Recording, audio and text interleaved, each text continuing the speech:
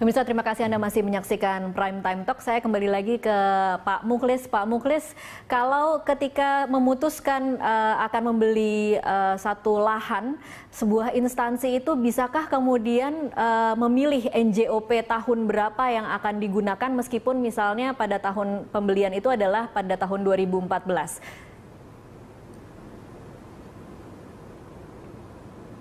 Halo? Ya, Pak Mukhlis, bisa mendengar suara saya? Ya, Mbak. Ya, bisa. Iya, Pak Mukhlis, ketika membeli satu lahan yang dilakukan oleh sebuah instansi, dalam hal ini Pemprov DKI Jakarta, bisakah kemudian memilih tahun sebelumnya karena dianggap misalnya lebih murah? Apakah itu dimungkinkan dalam pembelian?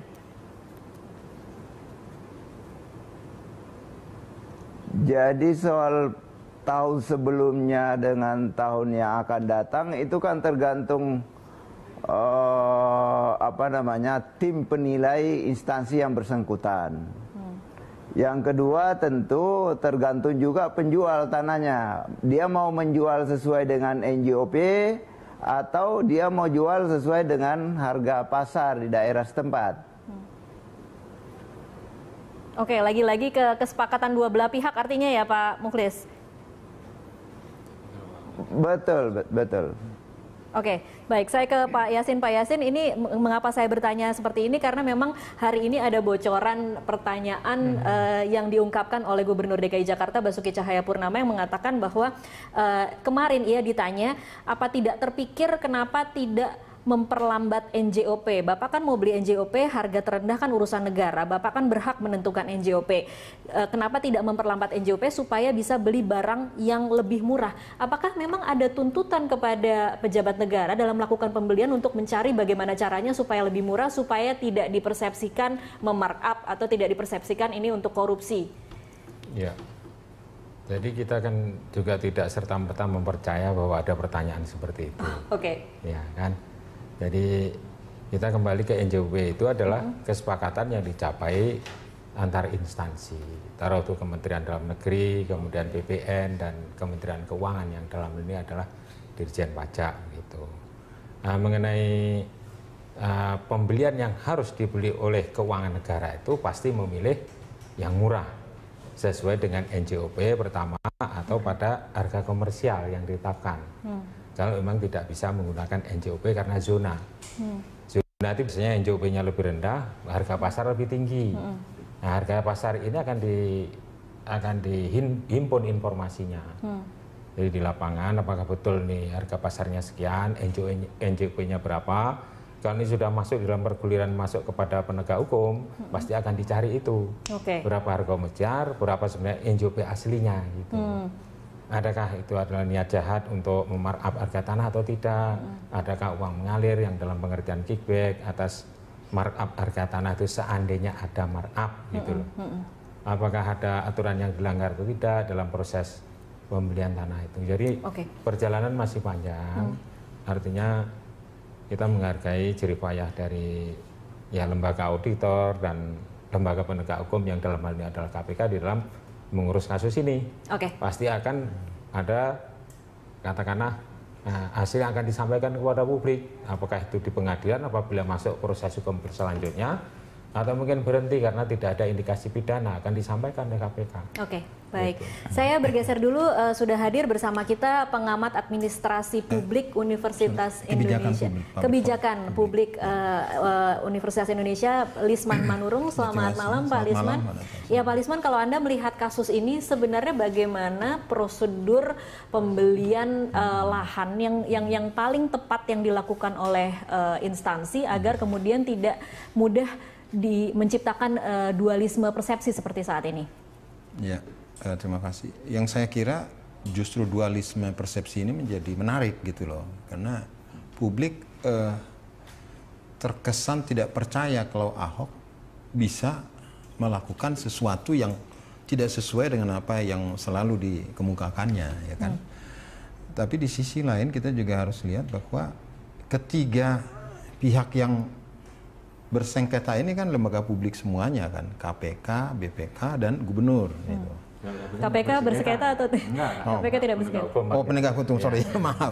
Jadi, tapi dalam perspektif saya, ketiga pihak ini sekarang sedang berada dalam posisi untuk menjalankan tugas masing-masing. KPK sebagai wasitnya mungkin, Pak? Bukan juga. Bukan. Saya kira KPK kan sebagai penegak hukum yang mengantarkan case ini ke pengadilan kan. Nanti proses peradilan yang menentukan apakah ada kesalahan atau tidak toh. Kepastian terakhir kan di pengadilan. Belum tentu ke pengadilan. Jadi kalau memang tidak ada bukti yang mengarah tindak pidana, KPK tidak akan meneruskan. Karena tidak akan memutuskan bahwa oh ini tersangka, walaupun buktinya nggak cukup, itu kan nggak bisa karena KPK tidak memiliki SP3. Jadi kita akan KPK akan bekerja, saya yakin bekerja akan secara profesional. Apakah ini ada pelanggaran atau tidak, pelanggarannya itu mengarah tindak pidana atau tidak, gitu aja. Kalau ada tindak pidananya terus pada tahapan berikutnya, kalau tidak ada ya sudah akan disampaikan. Oke. Saya kembali lagi ke Pak Lisman. Pak Lisman, kalau analisa Anda, adakah lubang yang kemudian tercipta dalam bagaimana prosedur ini dilaksanakan sehingga kemudian akhirnya kita sampai ke ada dugaan mungkin bisa menjadi kasus begitu? Ya, yang saya kira penting kita pahami bahwa KPK ini kan usaha, untuk menegakkan keadaan di mana korupsi itu sangat minimal, kan gitu loh. Sehingga ketika KPK juga bekerja dan membuktikan bahwa bisa salah dan bisa tidak salah, ini juga satu pembelajaran pada masyarakat bahwa ya KPK bukan pihak yang akan selalu melakukan keputusan yang akan merugikan si pihak tertentu yang dianggap melakukan kesalahan. Nah, kenapa kita bilang begitu? Karena sebetulnya substansinya semua pihak yang berpotensi melakukan kesalahan, ya, berpotensi menyalahgunakan uang negara, pada dasarnya kan bersumpah untuk tidak melakukan penyalahgunaan uang negara, kan?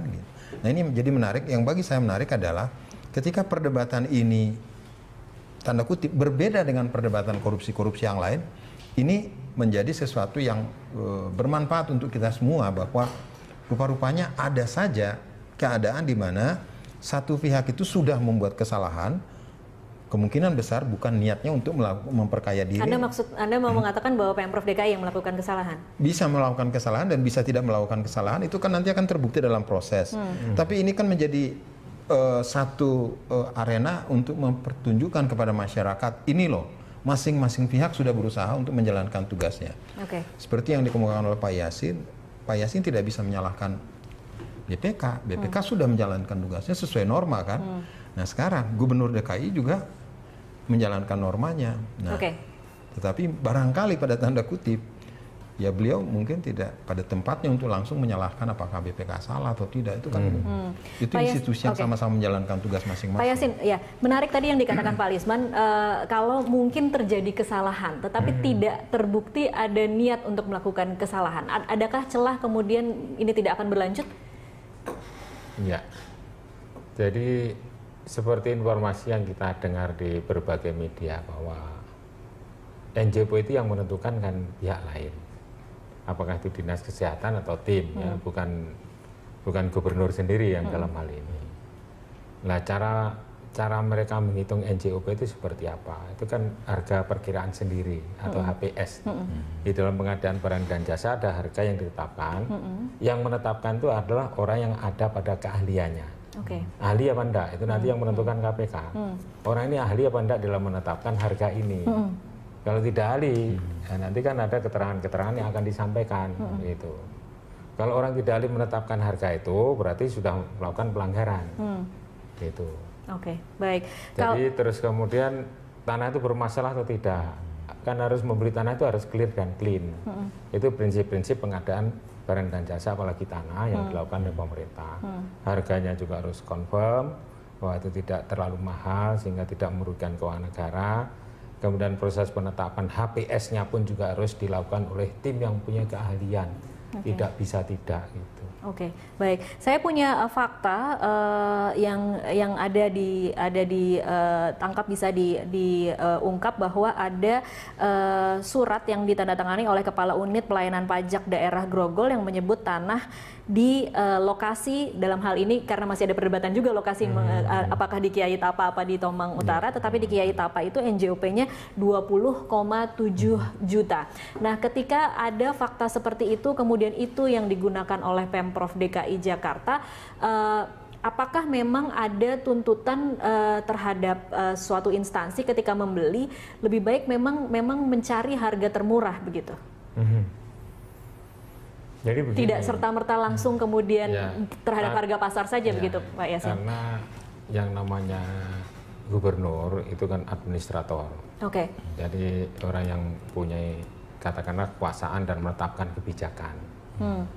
Yang dalam hal ini apabila misalnya ada tempat lain yang lebih viable atau layak untuk pendirian, kenapa tidak milih yang lain misalnya? Ada seperti itu. Ya, harus ada pertimbangan-pertimbangan kenapa harus di situ. Sementara tidak clear and clean misalnya. Baik. Yang tempat lain adalah clear and clean misalnya. Itu kan juga menjadikan pertimbangan kenapa kok harus di situ. Dan di satu sisi kenapa kok harus harganya tinggi misalnya seperti yang ditemukan di BPK. Nah, kita kembali seperti apa yang saya sampaikan tadi, kapan itu realnya dilaksanakan transaksi jual beli itu kan kita tidak tahu. Apakah 2013 kah atau 2014? Setelah nanti diteliti oleh penyelidik, itu baru ketahuan nanti. Akan dihimpun informasi kapan ini dilaksanakan. Apakah 2014 kah atau 2013 kah, dan bulan apa, kan begitu, ada bulannya begitu. Jadi kita tunggu saja. Ya, kita tunggu saja. Baik, Pak Yasin, kita akan menyapa penelpon yang sudah bergabung bersama kita pada malam hari ini. Ada Ibu Inggar di Tomang. Selamat malam, Bu Inggar. Ini dekat dengan lokasi sumber waras ini. Iya. Selamat malam. Iya, silakan Bu Inggar. Saya tinggal di Tomang, ya. Saya tahu pasti itu sumber waras ngadepnya ke Kiai Tapa. Kiai Tapa. Kiai Tapa. Setelah di pinggiran dikelilingin oleh tembok. 2. Kalau kita beli rumah selalu pakai NJOP tahun yang berjalan. Nggak mungkin tahun yang lebih rendah. Kenapa? Itu soal pajak. Kita kan harus bayar pajak. Ya kan? Tapi Ibu tidak tahu ya kapan pembeliannya, 2013 atau 2014, Bu? 14 kan? Tahu dong, 14. Kan dengerin terus. Ibu tahu dari mana 2014? Kan sering dengerin. Di pemberitaan ya, Bu ya? Iya, Baik. Ada sering ngikutin. Nah, kalau kita pakai yang lama, itu pemerintah rugi karena kita bayar pajaknya murah. Ya kan? Saya pernah beli ya di bawah NJOP. Jadi saya beli di bawah NJOP, waktu itu pasaran properti rendah, tapi tetap saya bayarnya pakai NJOP. Pemerintah nggak mau rugi gitu. Gitu selalu udah itu pengalaman saya jual beli rumah gitu. Baik. Terima kasih. Baik, terima kasih Ibu Inggar untuk komentarnya pada malam hari ini. Pemirsa, tetaplah bersama kami akan kembali usai jeda komersial berikut.